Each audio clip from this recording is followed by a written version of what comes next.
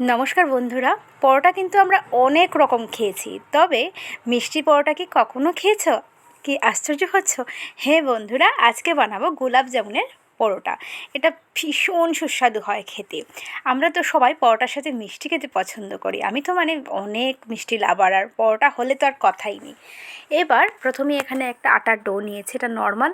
তোমরা চাইলে ময়দা দিয়ে বানাতে পারো, তবে হেলদি ওয়েতে আমি আটা দিয়েই বানাচ্ছি। আমি আগে থেকে একটা নর্মাল ডো তৈরি করে রেখেছি। পরোটার ডোটা একটু বড় নেবে, যেহেতু এটা পরোটা, আর পরোটা মিষ্টিটা কিন্তু আমার অনেকটা সাইজের বড়, তার জন্য একটু বড় ডো নিলাম। এবার বাটির মতো একটু শেপ করে নিচ্ছি, একটু ময়দা দিয়ে দিয়ে খুব সুন্দর করে, তোমরা দেখে হয়তো বুঝতে পারছো, একটা গোল বাটির মতো এটাকে বানিয়ে নিতে হবে, যাতে এটার ভেতরে যখন মিষ্টিটা ঢোকায় খুব অনায়াসে এটার জায়গাটা হয়ে যায়। তো এই তো আমার বাটি কিন্তু রেডি মিষ্টি ঢোকানোর জন্য। এবার চলে যাব আমরা গোলাপ জামুনের কাছে। এই গোলাপ জামুনটা আমি রস থেকে বের করে অনেক সময় একটা ছাঁকনিতে রেখে দিয়েছিলাম, তো এক্সট্রা রসটা পড়ে গেছে। এবার এটাকে দিয়ে হালকা হাতে একটু প্রেস করে এটাকে জাস্ট ভেঙে দেবো। একদম গুঁড়ো করার দরকার নেই, জাস্ট হাত দিয়ে একটা জাস্ট জায়গাটা করে দেওয়া, আর কিছুই না। জাস্ট স্টাফিংটা যাতে রুটির ভেতরে থাকে, এটাই। এবার খুব সুন্দরভাবে যেভাবে আলুর পরোটা বানাও বা অন্য যে কোনো ধরনের পরোটা বানাও, যেরকম সিল করো সেম দেখো, একটু সাবধানে একটু সময় নিয়ে সিলটা করবে, তাহলে কিন্তু তোমার পরোটাটাও পারফেক্ট আর টেস্টি পরোটা হবে। বাচ্চারা অনেক সময় কিন্তু এখনের দিনের বাচ্চারা একদম মিষ্টি খেতে চায় না। তো তোমরা যদি মিষ্টি খাওয়াতে চাও বাচ্চাদের, তো এইভাবে পরোটা বানিয়ে কিন্তু মিষ্টির পরোটা বানিয়ে কিন্তু টিফিন বক্সে দিতে পারো। আমি একদম গ্যারান্টির সাথে বলছি, টিফিন বক্স একদম ভর্তি আসবে না, একদম ফিনিশ হয়ে যাবে পরোটা।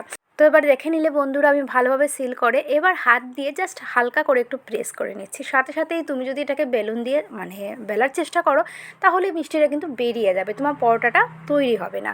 তার জন্য হাত দিয়ে সামান্য একটু প্রেস করে দেন বেলুন দিয়ে আমি জাস্ট হালকা করে একটু বেলে নিচ্ছি। এটাকে কিন্তু চাপাচাপি জোড়াজুড়ি করার কোনো প্রয়োজন নেই, যেহেতু মিষ্টি অনেক সফট থাকে, তার জন্য হালকা হাতে এটাকে বেলে নেবে, আর একদম পাতলা করার প্রয়োজন নেই। তুমি মোটা করে বেলবে, দেখবে তারপরেও তোমার পরোটা কতটা ফুলে, জাস্ট দেখবে। এই দেখো হয়ে গেছে, ঘনত্বটা দেখিয়ে দিয়েছি, মোটা কতটুকু রেখেছি, বেশি পাতলা কিন্তু করিনি। এবার এটাকে আমি প্রথমে তাওয়াটাকে খুব ভালোভাবে 2 থেকে 3 মিনিট হাই একটা ফ্লেম দিয়ে গরম করে নিয়েছি।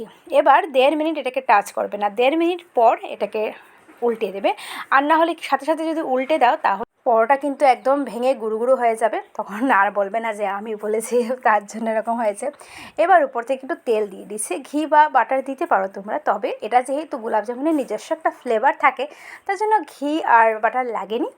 এমনি এটা খেতে এত সুস্বাদু হয়, তোমরা যারা খেয়েছো তারা জানো, আর যারা খাওনি আমি বলবো ফটাফট মিষ্টি আসলেই এই রেসিপিটা বানিয়ে একদিন খেয়ে নেবে।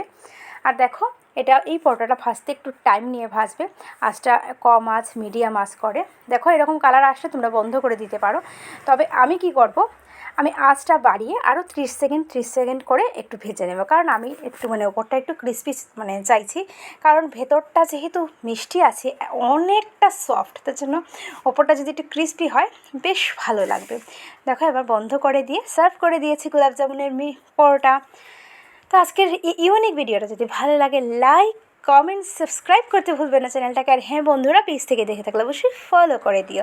আর হ্যাঁ, বন্ধুদের মধ্যে বা প্রিয়জনদের মধ্যে একটু শেয়ার করে দিও ভিডিওটাকে। সবাই ভালো থেকো, সুস্থ থেকো, আবার দেখাবে নতুন ভিডিওর সাথে। টাটা।